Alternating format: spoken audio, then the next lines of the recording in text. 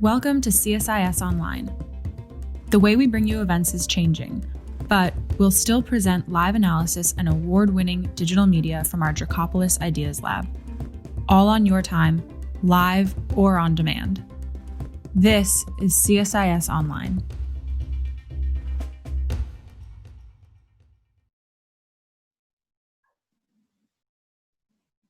Welcome. Sorry, we had a little technical difficulty there. Thank you to those of you who hung in there.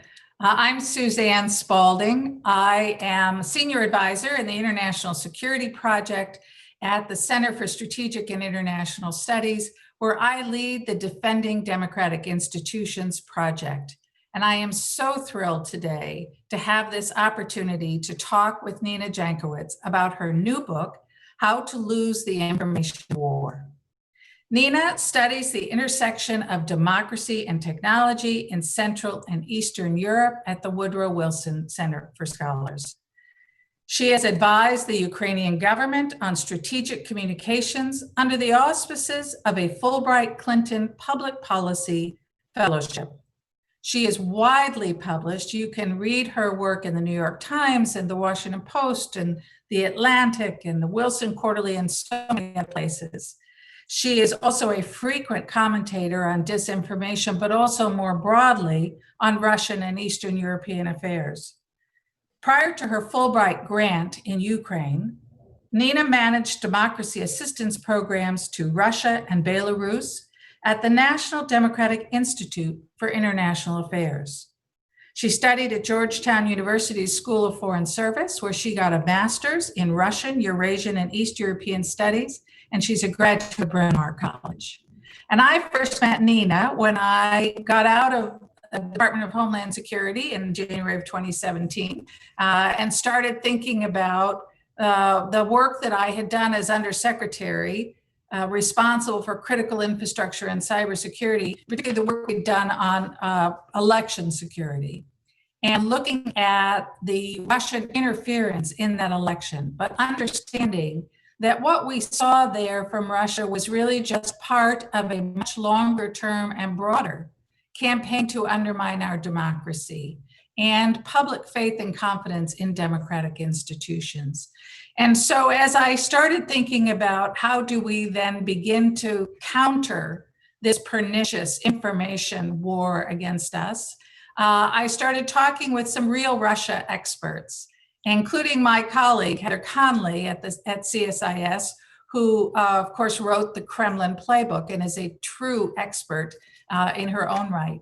But as I talked to these experts, one name kept coming up, and that was Nina Jankowicz. And so I went over to the Wilson Center to meet with her and could see immediately why her name kept coming up.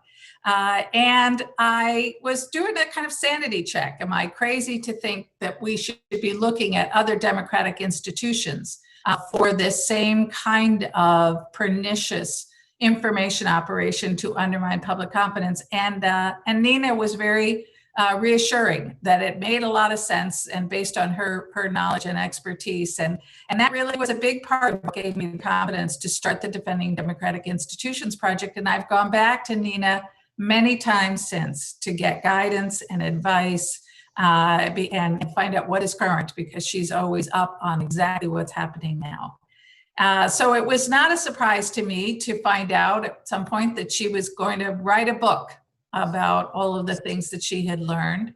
But I will say I'm very impressed. And so I want to start, Nina, by congratulating you on having this book published. I know this has been a tremendous labor of love, with the emphasis on labor, probably.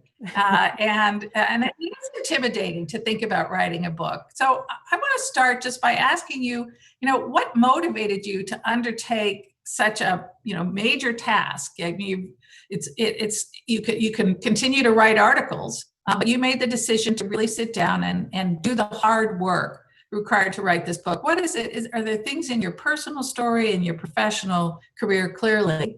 And I think we can see in the title a bit of frustration that probably motivated you. But Absolutely. Talk to us a little bit about the decision. Yeah. Thank you so much, Suzanne, and thank you for this opportunity and for your leadership, not only in the election security and disinformation space, but as a woman in national security. I really look up to you and your leadership. So thank you very much for having me here today. As for what inspired me to write the book, I got the idea when I was in Ukraine in 2016 and 2017, which of course was a fairly pivotal time for our awareness and study of disinformation during the US election in 2016 and its aftermath.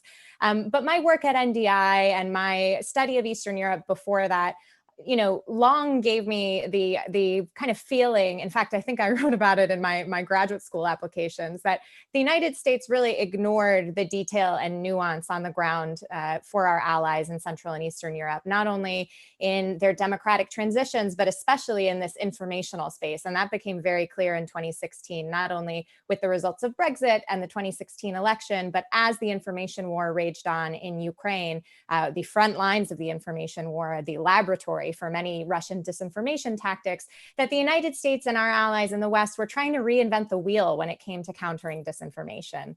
And I really wanted us not to do that. I saw some things in Central and Eastern Europe that were working, some things that were really not working. And I thought, we ignored all of that at our own peril.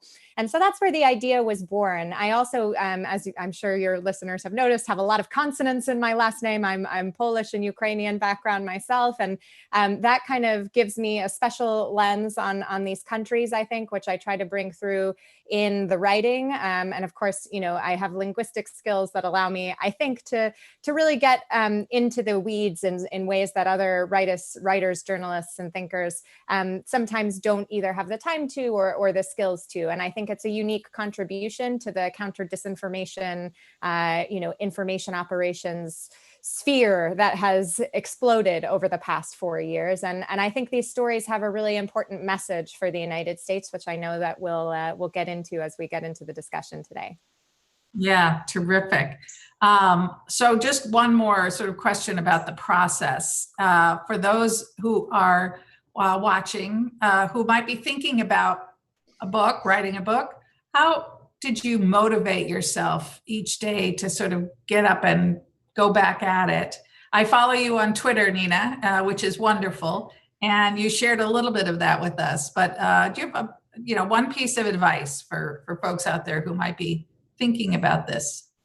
Sure. So I think my most important kind of revelation in terms of the book writing process, besides just totally dispensing with imposter syndrome, that serves no one. You have something to say and you should contribute that and really believe in yourself. The second thing is just very mechanical, trying to figure out what your best working style is. And for me, that's getting up very early in the morning and writing a set amount of words, usually trying to break, sections up into magazine length pieces, writing that and getting something else done for the rest of the day. But sticking to that routine every day was extremely important to me. So my dog and my husband are very used to me getting up at the crack of dawn and making myself a coffee and sitting down at my computer. And I think, everybody's got a different working style, but especially with a longer project, it's important to identify that and stick to it over time.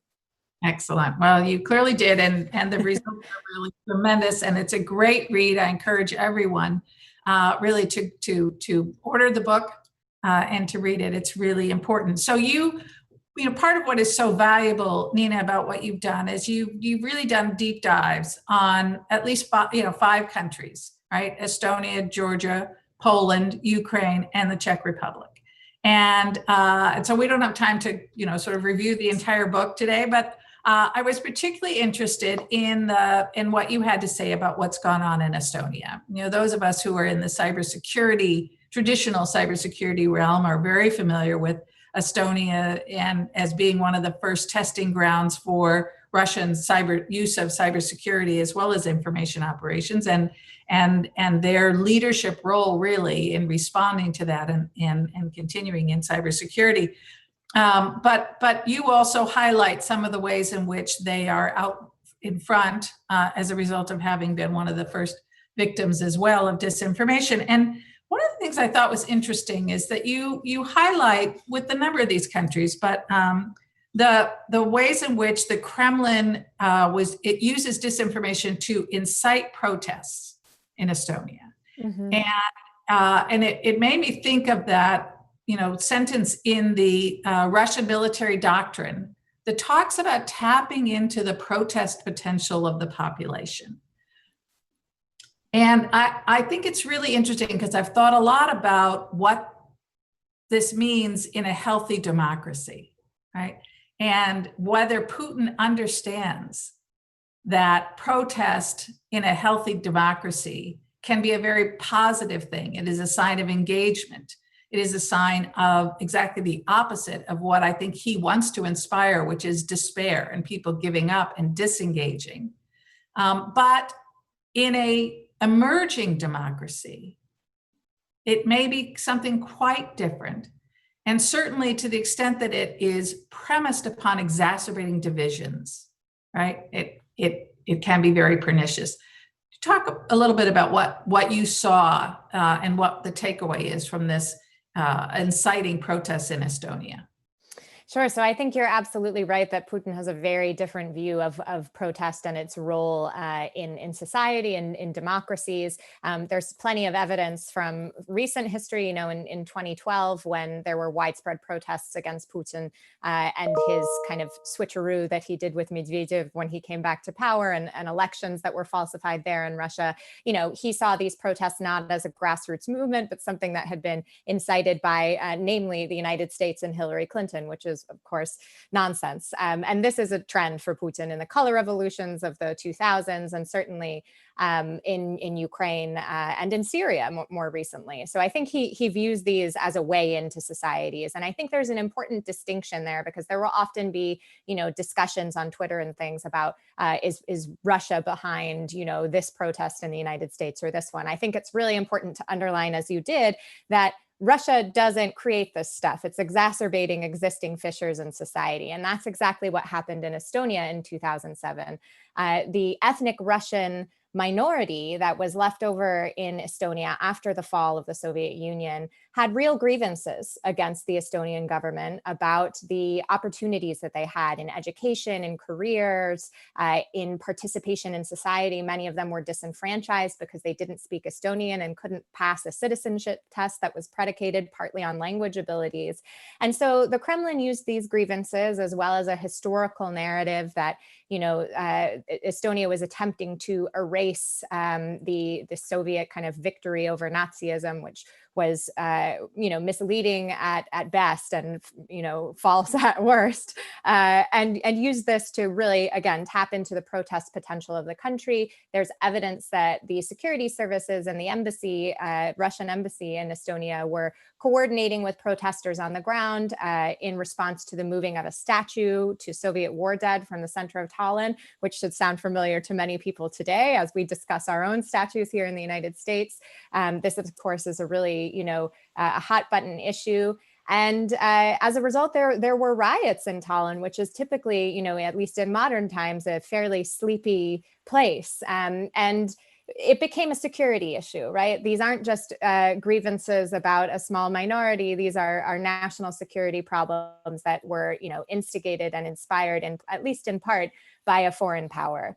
And so in response to that, over time, it wasn't something the Estonian government did at the drop of a pin. It took years, but they began to invest more in changing those grievances and the root causes of the problem, not just pushing back against Russia in the cyber domain or shoring up their defenses along the Russian border. They invested in education, they invested in Russian-speaking media, and more recently, after the annexation of Crimea, they began to really conduct more outreach on behalf of the government to the to the Russian population in Estonia, including by moving the presidential administration for short stints to Russian enclaves like Narva, where a lot of the Russian speakers live on the Russian border. So that's shown a real change of heart on behalf of the Russian government. It's talking more about integration than it is about keeping these societies separate. It's saying to the Russian population, we hear you and we hear your grievances. And if you look at the integration data that their Ministry of Culture does, more and more ethnic Russians are adopting a European Estonian identity and gaining Estonian citizenship now that they've made those investments. And of course, it's a lot more complicated here in the United States when we don't just have that one societal fissure that's being manipulated. However, it speaks to the type of investments, generational investments, that we need to make if we're going to solve this problem. Yeah, it's exactly right. In terms of the addressing the root of the problems, right? So we know that the Kremlin takes advantage of vulnerabilities of our own making, of weaknesses that would be there whether Russia came in to exacerbate them or not. But Russia does come in and exacerbate, and other countries are taking pages from that playbook as well. And so we see this time and time again. So the idea of addressing those underlying divisions, inequalities. We did a program last week on systemic racism as a national security threat, and the idea that education is an essential part of addressing it. So we are looking at civic education as a national security imperative. And is that the kind of education that Estonia is doing as well, and in recognition of the national security need for that? Yeah, absolutely. There's a couple of foundations that are looking at those issues exactly, including one called the Integration Foundation, which not only looks at, aspects of citizenship like language, but political participation as well for a population that has been de facto disenfranchised for quite a long time.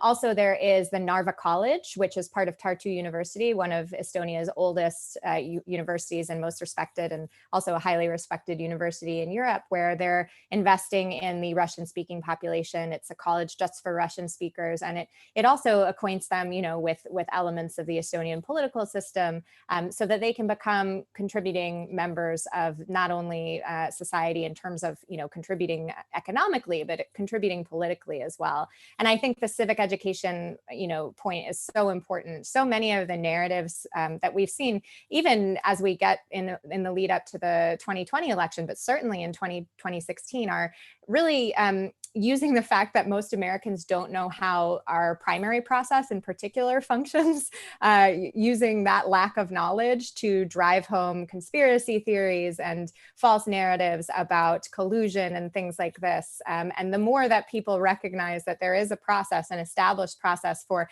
how elections are run, how primaries are run, how delegates are appointed and things like this, the more we'll, I think, realize that there is no deep state surrounding these things, these narratives that have been pushed by Russia and other bad actors, both foreign and domestic. And I credit my high school history teacher with instilling that knowledge in me through projects about civic duty that we had to do as part of our AP history class. And I would love to see that sort of thing mandated across the United States, because honestly, it makes people better citizens when you know how to contribute and input your voice into the democratic process, which is key for democracy to function. It functions on participation. And right now, what Russia and other actors are trying to do is to siphon off that participation, to get people to stay home. And that's a huge threat. Yeah, that's exactly right. And we will come back to this theme because I think it is so fundamentally important. And I love the point that you made, Nina, that it is really all of us that need to focus on being more informed and engaged. Estonia may have a particular population that they need to focus on, but really when it comes to the United States and the state of civic education, it is all of us that need to be equipped to be better informed and better, more effective agents of change. I want to move to Poland. In the news, just in the last day or two with their elections, and I want to talk with you about that. But particularly, as I said, one of the things that you and I talked about, very early on was how do we help educate policymakers and the public that this interference by our adversaries is not just about elections, but that it is about undermining that support for democracy, that trust in democracy, undermining the public's sense that they have the ability to discern fact from fiction, moving us into what many people call a post-truth world, which undermines that informed and engaged citizenry that we know is absolutely essential for a democracy, to get people to believe that institutions are not just flawed, needing to be fixed, but are irrevocably broken, right? And And as I thought about it, I thought the justice system is very much like elections. The public has to have confidence in the legitimacy of that process to accept the outcome. And when we start thinking about Russian interference undermining the justice system, it's hard not to go quickly to Poland. Can you talk with us a little bit about what you saw and see going on in Poland? Sure. And, I'm sure people are writing entire books on the state of democracy in Poland right now. It's all very complicated, but I think the beginning of democratic backsliding in Poland began with, in 2015, the coming to power of the Law and Justice Party, which one of their first actions was to begin to basically stack the Constitutional Court of Poland, dismissing a bunch of judges that had been appointed by the previous administration, the Civic platform administration, and bringing into the court all of their own judges, which just immediately inspired a lack of faith in the democratic process and rule of law in Poland. And because this was one of the first times this had happened in Europe, European institutions were a bit slow to react to this. There was some outcry among allies, but as institutions, the European Union, NATO had very little reaction at the beginning. And as a result, this has kind of just continued apace throughout the judicial system in Poland. It's also overtaken the public media in Poland, and there have been a number of laws passed that haven't met constitutional appeal because of the way the judicial system is stacked. They're not hearing certain cases. So things related to protest and other, universal rights that Polish citizens should be guaranteed have not come to get their normal checks and balances in Poland. And this has kind of, I think, led to a disengagement to some degree of certain Poles who see this administration as irredeemable. The turnout for this weekend's election was 68%, but that's not hugely high. It's fine. And we'd like to see more people voting. And it came down to quite a small margin with the peace candidate, Andrzej Duda, winning with just 2 or 3 percentage points of the vote, the slimmest margin since 1989, when Poland regained its independence and had its first democratic elections. So often people will describe the peace government, Law and Justice, that's how it's abbreviated in Polish, as conservative. But I think it's really important to underline that it's not just about conservative values. It's not just a culture war in Poland. This is about democracy. And unfortunately, those fissures in democracy, that polarization of society is exactly the sort of thing that Russia is weaponizing.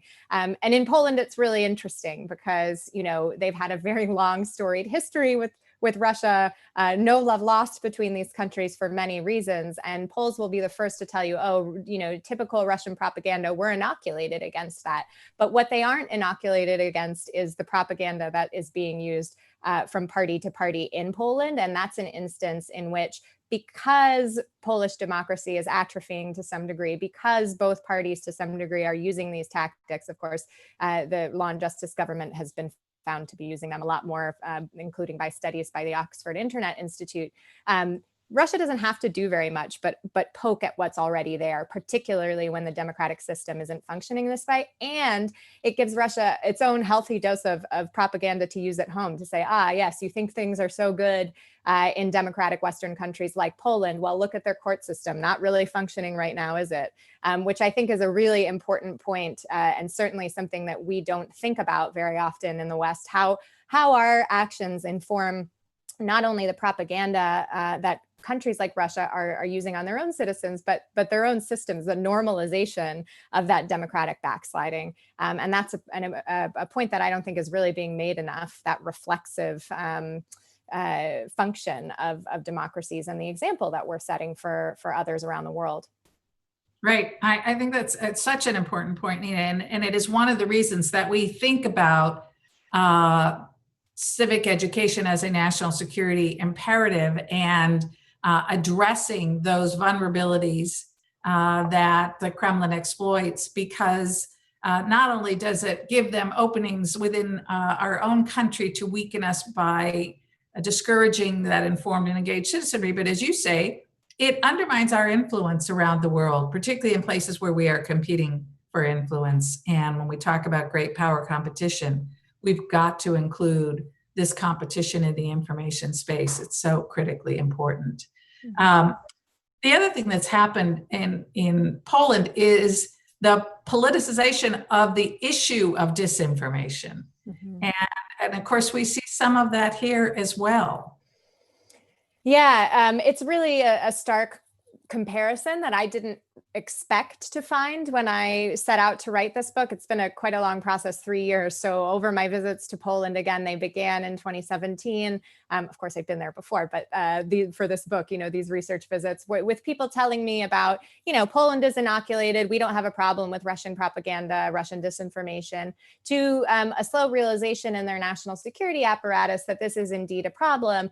They recognize it in their defense doctrine, et cetera. They've got a lot of smart people across their government working on it. However, because the law and justice government has been shown in several academic studies to be using the tactics of disinformation, including trolls and bots and astroturfing, on its own population in moments of political crisis, including protests against anti-abortion bills and things like that, there has been little action as a whole toward countering disinformation. There's countering Russian disinformation, but the rest of it is just kind of left to the side, which I find really incongruous. You can't have a counter disinformation policy that only applies to some disinformation. It's bad for democracy no matter where it is coming from. And there have been some attempts, including by the Ministry of Digitalization in Poland, to create some elections-oriented work about disinformation. There is a Safe Elections website that has been in operation since 2018, which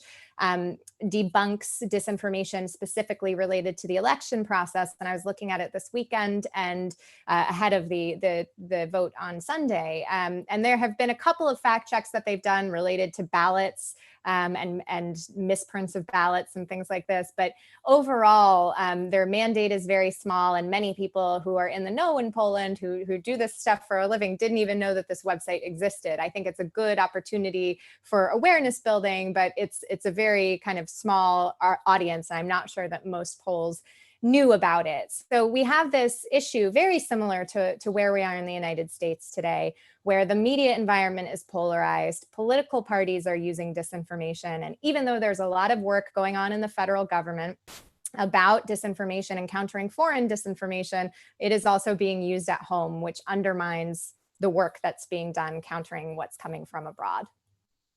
Well, and similarly, I mean, you talk about a very similar phenomenon that's happening in the Czech Republic, right?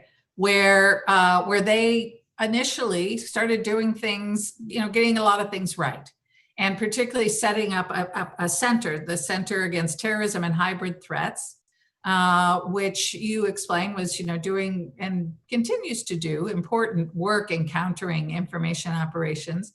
But which over time finds itself in a government that doesn't necessarily support its efforts, which also sounds sadly familiar. And so talk to us a little bit about what you saw in the Czech Republic on this. Sure. So this Center Against Terrorism and Hybrid Threats was the first of its kind. It was one of the first unilateral counter disinformation operations that was set up to much fanfare in 2017. And they're set up within the Ministry of Interior because, as you can tell from their name, they have a very terrorism specific mission. A lot of the disinformation that is coming likely from Russian sources in the Czech Republic is anti-Muslim and kind of stoking the Czech Republic's anti-Muslim, anti-immigrant sentiment, which had been pretty endemic in the country since the migrant crisis of 2014, 2015. Even though the Czech Republic took very few migrants in the EU migration deal. And so it was in response to that kind of wave in public discussion about the migrant crisis. And so they thought, we're going to debunk this disinformation about migrants. We want the Czech Republic to be a safe place for migrants. We want to instill these democratic values. And also we want to counter terrorism, any threats to terrorism. We want to put the public at ease about this sort of thing. And they lumped in hybrid threats and disinformation as well. But it was couched in this language of terrorism, which allowed it to get, the sign-on from folks in the government. But soon it became clear that as press releases came out and articles were written about this center, that they were going to be working on disinformation as well. And the Czech president, even according to anybody who is not political in the Czech Republic, is one of the main vectors of disinformation, especially anti-migrant disinformation in the Czech Republic. So they found themselves in a very between a rock and a hard place, basically, of having this mission to counter disinformation, but not being able to counter the main vector of disinformation in the country because they would risk their jobs and the existence of the center. And so as a result, they stay in a very narrow lane of disinformation just related to the portfolio of the Ministry of Interior. And we know that disinformation has a much broader purview, not only in the Czech Republic, but everywhere in the world. And they're doing good work. They're training people in the government, especially on how to recognize disinformation. But because of how they came into being and that scrutiny that they've had from the highest levels of government, they're not really able to realize their full potential. And I think that's a real warning for many of our organizations and centers in Washington that have a similar mandate within the federal government and are encountering pushback from the higher levels of government as well. Yeah. I think it is a real worry and it is, I'm sure, part of the Kremlin's strategy, right, to make the very issue of disinformation and countering disinformation a partisan political issue to undermine those very efforts. It's one of the reasons I think they go after the justice systems and the courts in these Eastern and Central European countries with the ferocity that they do and have. Because there too, those are places that can uncover their corruption, undermining democracies in those countries. Yeah, there's also a legitimizing factor as well. I think one of the trends that we're seeing increasingly, and this I would say to some extent was most visible in the Czech Republic a couple of years ago, but now it's come home to roost, is information laundering. So whether it's through the justice system or publications that are unwitting kind of conduits of Russian influence here in the United States, and that's not just partisan publications. Sometimes that is mainstream national media that everyone knows. Getting the narratives or kind of the viewpoints in those publications legitimizes them. So we'll see Russia, for instance, use the International Court of Human Rights or various different court systems across Europe to get its viewpoint in there. And because it was heard in a court, there it is, legitimized. We saw similar things related to the investigation into Ukraine, to the investigation into Russian influence in Congress. These opinions, these narratives are being aired on Capitol Hill, entered into the congressional record, and that gives them some legitimizing force. And we're seeing that over and over again. Certainly, I think the more plausible deniability Russia can get between these narratives and its agents, whether those are, with the Internet Research Agency or security services in Russia, that makes Russia's job easier because we're not going to silence authentic American voices because of the First Amendment, rightly so. But then how do we counter disinformation? And again, it just gets back to root causes and informing people so that they can navigate this unprecedented information flow with a little bit more savvy. Yeah, part of that education process, and we've started getting questions from our audience, is to help them get over the idea that recognizing and that information operations from our adversaries are underway is somehow a partisan that you have to align with your tribe, if you will. On this issue. How do we get over that politicization of this countering disinformation? Yeah, that's the $1 million question. And it's something that I've, in my work at the Wilson Center, been trying to do, bringing in legislators, not only from Capitol Hill, but from abroad who are working on these issues and educating them about the fact that disinformation knows no political party. It is a democratic small d issue at a core, and not something that is necessarily partisan. It affects all of us. And although it might favor one political party today, it could very easily switch. There is no, there's no current throughout these Russian operations as there was in the Soviet period. It's really just about political, ingenuity and whatever is going to cause the most chaos and keep us distracted from Russia and its, adventurism abroad. So I think it's really important to drive that point home. I like the idea of, codes of conduct in campaigning that we've seen some candidates adhere to. Ultimately, I think this is going to be a question of regulation, right? Because unfortunately, these are very cost-effective campaigns. You don't need to really do much to engage in them. And we still don't have on the books laws about online foreign interference, right? We still don't have the Honest Ads Act that would create that transparency around online advertising passed. But we also don't have, FEC related regulation about what is allowed for online campaigning as well. And these are one and the same with campaign finance reform. These issues, because they are kind of allowed through loopholes or by the fact that we haven't yet created regulation around them, bad actors, whether they're foreign or domestic, are going to keep exploiting those loopholes because it's just too cheap and too easy to be able to get the desired effect. If it's going to, sustain your power or get you attention in your campaign and get you to power, there's nothing stopping people from doing this right now. I like to say that disinformation has become democratized. All you need is a social media account and a credit card, and sometimes not even a credit card if you know the proper ways and you're savvy at exploiting the algorithms. So we really need to get regulations on the books to make it, not even something that people think about the same way other, shady campaign practices we wouldn't think about. And honestly, that's what it comes down to. And we are abdicating our responsibility right now by not pushing those regulations through. Even the lowest hanging fruit on Capitol Hill is stuck in the election security graveyard. And that's a shame, not only for American voters, but for democracies around the world, because we ought to be paving the way for what democratic, human rights-based social media regulation looks like. And we're not doing that. Yeah. Well, I think you're right that there is some bipartisan support on the Hill. There are certainly members on both sides of the aisle that understand what a grave threat this is and the need to address it. Lots of differences about exactly how to address it. And I think that's a challenge. So if we assume that Congress is not likely to suddenly find consensus around regulating this space, what are the top things that you wish that the platforms would be doing that they're not doing now?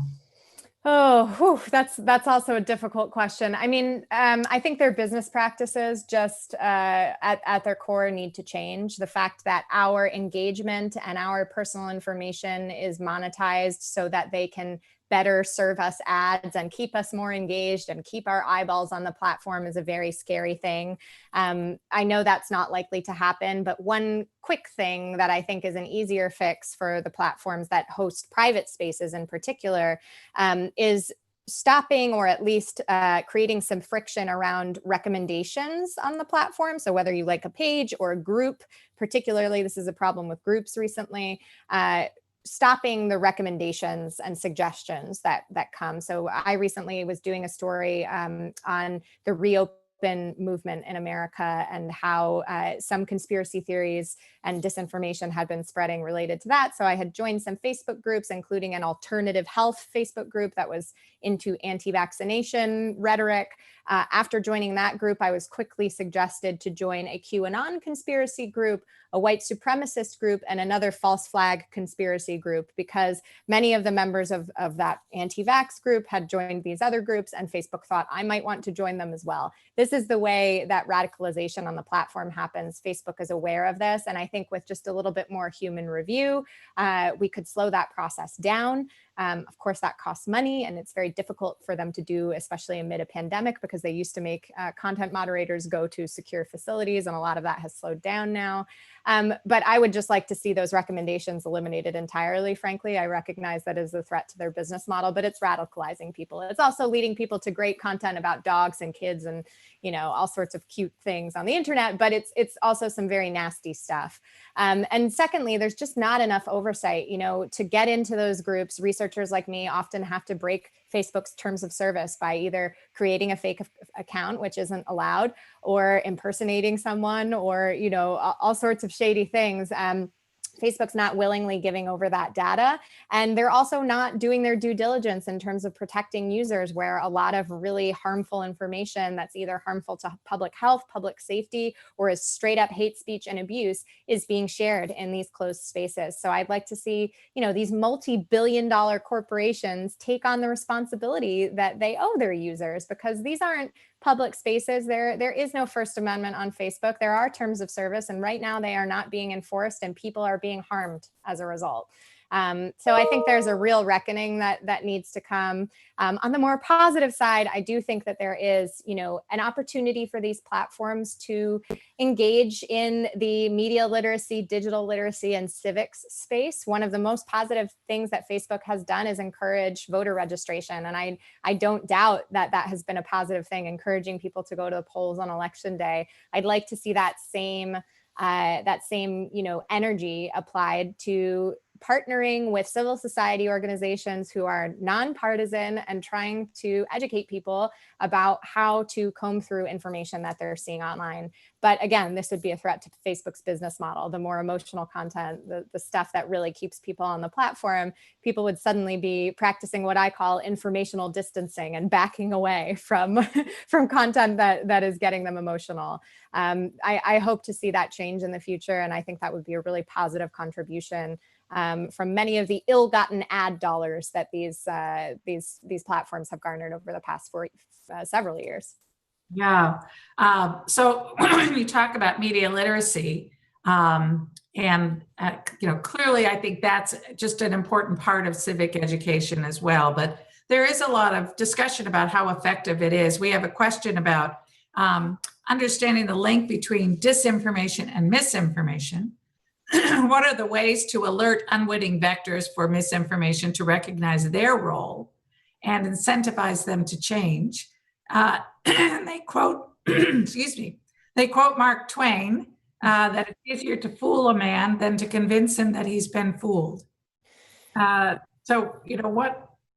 What's important for us to understand about the value of media literacy and its limitations? So I think there's often a misunderstanding that media literacy is just like sending somebody a Snopes link and saying, look, here's a fact check, you're wrong, right? It's a lot more complicated than that. It's an iterative process that, in its goal isn't to just have people accept fact checks from other organizations.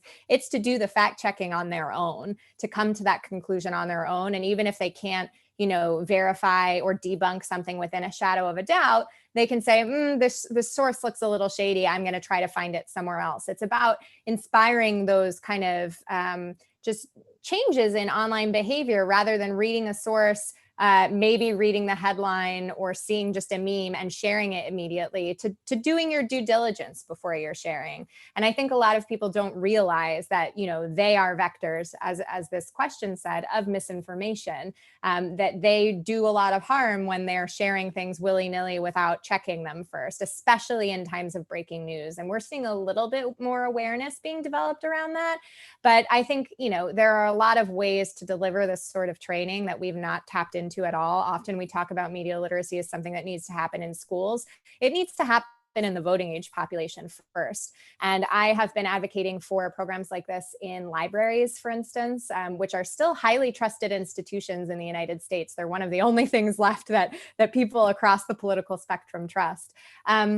As well as professional development programs. I think this is something that the federal government could do, hopefully in a little bit more of an exciting way than its, basic IT security trainings and things like that, getting people to understand that, especially as federal government employees, not only are they targets for disinformation and cyber attacks, but they can be vectors of this stuff as well. So they have a due diligence to really execute. And I think the platforms can play into that as well, and private corporations by, educating their employees about all of these things. And I think that's the best way in. And unfortunately, I haven't really seen any traction related to adult media literacy and digital literacy. And I think it needs to be a widespread program across the nation, because these are people who are deciding our elections and our country's future.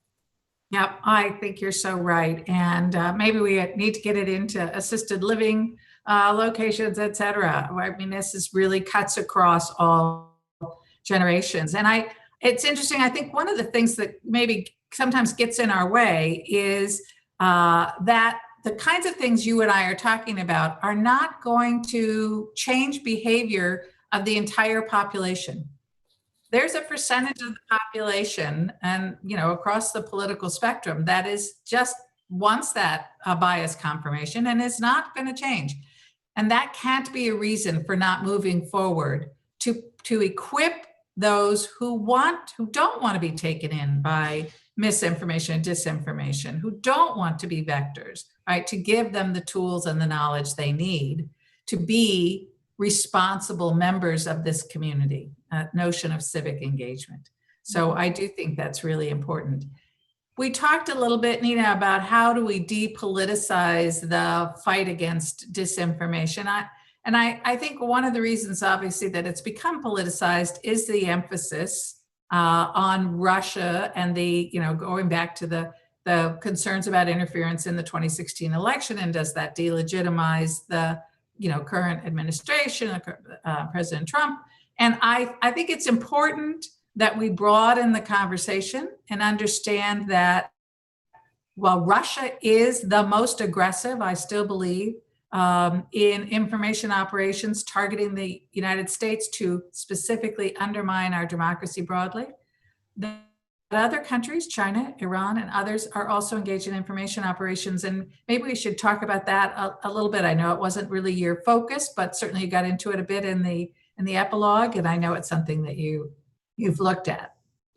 Yeah, certainly. So I think we've seen a lot of that in the COVID-19 pandemic. It has just been, I think, cracked open the world, the entire kind of pandemic, infodemic, to use a term that has now become somewhat hackneyed, of disinformation. And the fact that in these uncertain times, we are really just perfect targets. We are easy targets. People around the world, not just in the United States, are easy targets.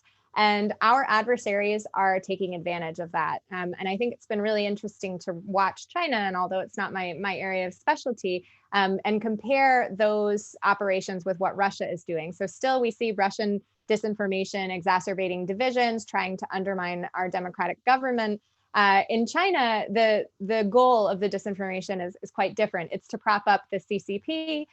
It is to try to absolve China of guilt for the origin of the coronavirus and its spread, and the handling of that virus there. So it's more of kind of a reflexive form of disinformation that is ultimately meant to influence the Chinese people themselves, not a world, the world conversation, which I think is extremely interesting. But certainly we're seeing these tactics increasingly, the ones that were pioneered by Russia being usually to a less successful degree, mimicked by countries like China and Iran, Venezuela, also North Korea to some degree.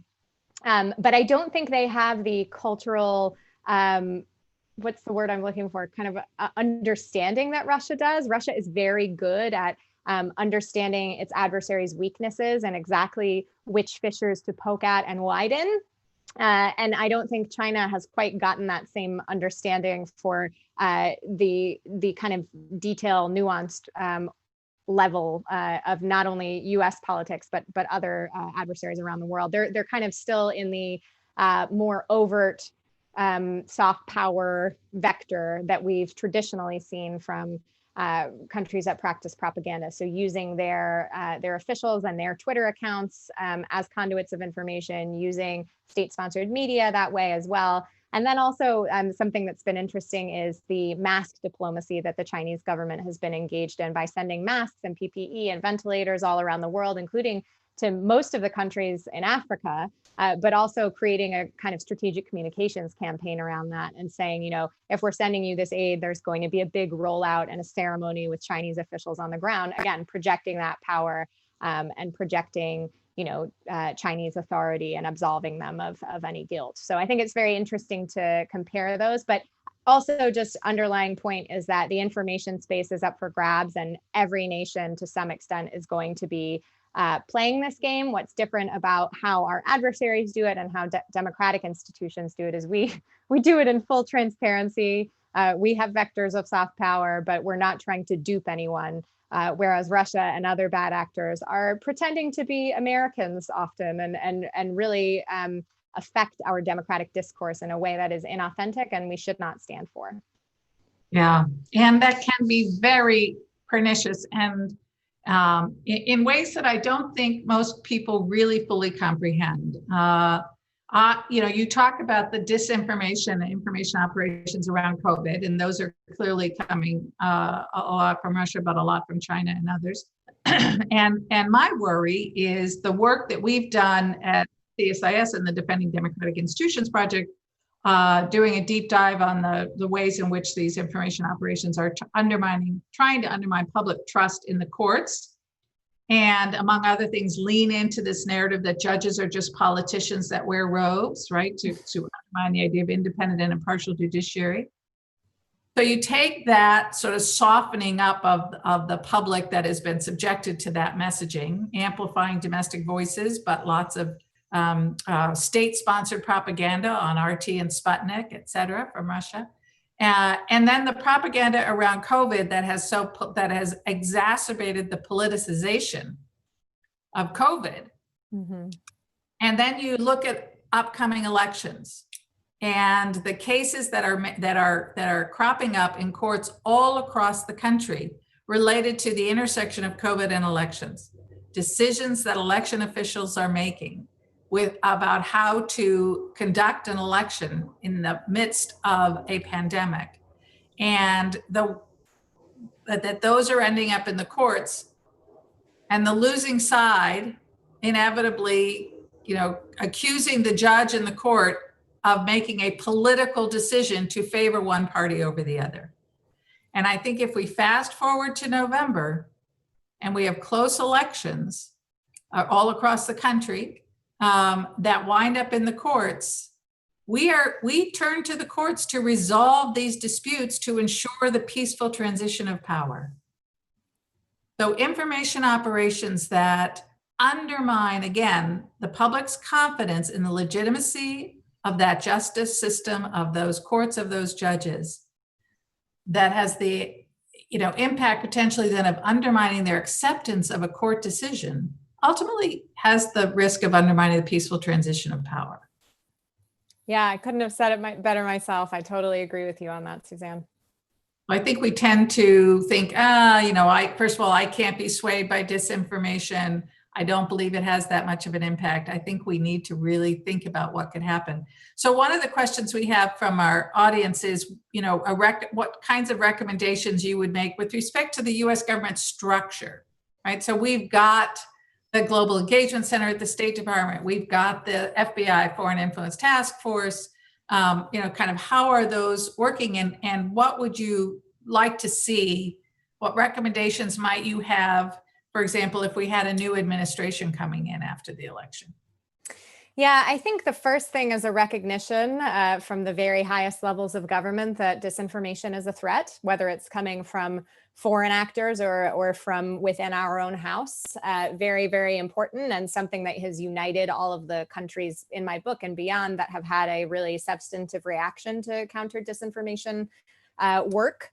And with that, there would be the appointment of an official whose job it is to coordinate across the U.S. government, not just on foreign interference again, but on the domestic disinformation side as well, possibly at the NSC or maybe even within the cabinet, whose job it is to do that coordination and bring in not only the traditional national security sphere officials, but the Department of Education, secretaries of state from around the country who are administering elections, all of these sorts of folks who are really involved with the entire spectrum of disinformation and resilience, because right now this is a very securitized conversation, and we have to recognize that disinformation is about people at its core. That's something that all the countries that are successful in some way recognize. We've not gotten there yet. We see this as just a national security issue. So that's why I love, civics as a national security issue, media literacy as a national security issue. We need somebody in the federal government who's recognizing that, who's shoring up resources, both monetary and human, bringing people together, inspiring, cross-department collaboration, which is a very difficult thing in the federal government. But I think, we can do it if we have sort of a directive from the top to do so. And that recognition alone would just change, I think, the way that many of the departments are overseeing their own operations. So far, because we know that this has been a politicized issue and somewhat of a difficult issue within the White House, I think we're seeing a hesitancy in certain organizations within the federal government to really attack this full on. And we need that recognition and that coordination. And I think a lot of really good work can flow from there once there is that seal of approval. Great. Well, I always try to conclude on a much more upbeat note. This is a really scary topic, and a lot is going wrong, and a lot of there's a lot of work ahead of us. And maybe where we reach for optimism in this area is to look at who out there in other countries seems to have come closest to figuring this out and getting it right. And so maybe you can close us out with an optimistic story about the countries, Finland, others that are really taking this seriously and are managing to counter it. And I know that part of what you point out in your book is that one of the reasons they are able to be successful is that they have looked Russia in the eyes over decades in terms of being in the region and the threat of actual invasion it is not that far back in their memories, and that helps provide a certain level of incentive. But and we don't have that, fortunately. But nevertheless, I think there is a lot we can learn. So who's doing it right? Yeah, so I think Estonia, certainly we've already spoken a lot about them, so no need to go into detail there. Finland, very close to Estonia, has also invested a lot in media literacy in particular. It starts from kindergarten in Finland, where they teach kids, when you see a commercial for a toy on TV, what does that mean? What is a commercial? I remember those days as a child thinking that this was just more entertainment for me, right? So teaching kids from age 5 to be very savvy consumers of media. Sweden has done a lot of outreach to its citizens about disinformation, including sending every Swede a pamphlet about war or crisis, which includes a page or two on disinformation and how to recognize malign narratives in the information space, how to cross-check information. I, of course, think I would love to see something more robust and interactive and not just based around crisis or war or elections, something more generational, but I think that's a great investment to begin with. And, I think to some degree, Ukraine is doing a good job. They have a long way to go with their democratic responses to this. They've unfortunately had some draft laws being discussed in Parliament about social media regulation that have very broad definitions of false news and disinformation that lean toward the anti-democratic, but there's been a lot of pushback on that. They haven't made it through yet, partially due to coronavirus. And where they've done well is investing in media literacy. So not only programs targeting adults, but programs in secondary schools that pair media literacy skills with things like history and writing and all of this stuff. It's not its own subject. It's just that sort of critical thinking that they're training all Ukrainians in a very nonpartisan way. It's not about politics at all. It's not just about Russia. It's about understanding your emotional response to information and how you process it. And I think that's great. So all of these countries, again, focusing on people, recognizing that disinformation is a threat. I think, it's part of democracy at its core. And if we are really standing up for those democratic values, I'm paraphrasing Thomas Jefferson here, but if we want people to be, good consumers of information, active citizens, and we think them not up to it, we shouldn't be taking it away from them. We should be informing them so that they can do a better job. And that's going to be a generational project. It's not something that's going to be done in any of our sitting congressional representatives' lifetimes, but it's something that we should be investing in for the future, and something that I will keep clamoring about for as long as I'm around. Excellent. Well, that is what I'm going to take away from this, Nina, is knowing that you are going to keep clamoring for this. Have been, and that you come to this with really informed insights in addition to passion. So I want to thank you for what you do every day, and for writing this important book, and for taking time today to be with us and talk with us about what are really important issues. So thank you very much. Really appreciate you. Thanks to everyone. For the opportunity. Take care all.